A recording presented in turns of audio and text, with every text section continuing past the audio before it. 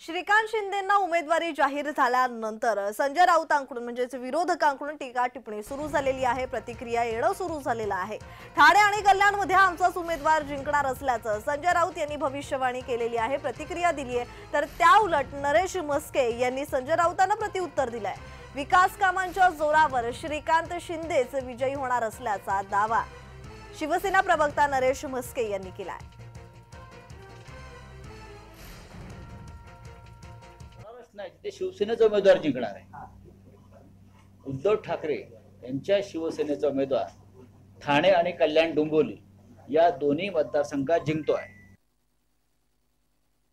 गेली 10 वर्ष श्रीकांत शिंदे हे कल्याण लोकसभेमध्ये प्रचंड असं काम करतात। कामाचा डोंगर त्यांनी त्या ठिकाणी उभा केलेला आहे आणि लोकसभेतील खासदारांनी कसं काम करावं याचं मूर्तिमंत उदाहरण म्हणजे डॉक्टर श्रीकांत एकनाथ शिंदे आहेत।